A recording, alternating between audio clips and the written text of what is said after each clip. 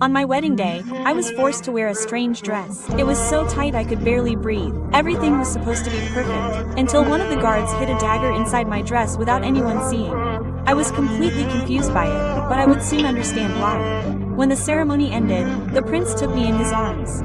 I was thrilled, thinking it would be the most beautiful moment of my life. But suddenly, I noticed his expression turn serious, and the next second he threw me off a cliff. Luckily, the valley below was covered in branches and dense foliage, which prevented me from dying in the fall. The place was dark and terrifying. I screamed for help in anger and desperation, but my screams awakened a creature as ancient as the earth itself. It was a dragon. Flames began to rush toward me, like molten lava. I ran as fast as I could and, by a hair's breadth, managed to enter a cave. My ankle ended up trapped in the debris, as another wave of fire approached. I fought with all my might until I freed myself. My skin was burned, but I survived. I used the dagger hidden in my dress to cut away pieces of fabric and improvise bandages. Then I fashioned a torch and began exploring the darkness. With every step I took, my heart felt like it was about to leap into my throat. Luckily, I found some melting ice. I drank the water and, for a second, closed my eyes. I was exhausted and didn't notice the danger, approaching silently. When I opened my eyes, the ice had turned into flames of fire. I ran and, luckily,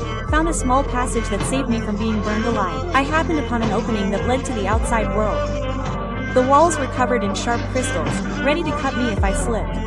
Guided by my survival instinct, I ripped my dress into strips, wove them together like a rope, and began climbing with the strength of hatred. Just when I thought I was about to escape that damned place, I heard the dragon's roar echoing through the cave. I was startled, lost my balance, and almost fell. Reflexively, I attached my crown to one of the crystals and hung in midair, but the crystal couldn't support my weight and shattered. I fell straight down as the dragon opened its enormous fangs to devour me. Even so, I didn't give up. I managed to catch myself again. In that moment of despair, I found within myself a strength I hadn't even known existed. It was the sheer will to exact revenge on those damned creatures, and that was what gave me the strength to carry on. I finally made it to the outside, but it was too high, impossible to climb. Down below, I saw some villagers passing by. I shouted and waved for help, but no one heard me. The dragon followed the sound of my voice and found me again. This would be my end. Bones were scattered across the ground and a warning written on the wall, telling me there was no way out. I closed my eyes and waited for the end, but suddenly a voice pierced the darkness.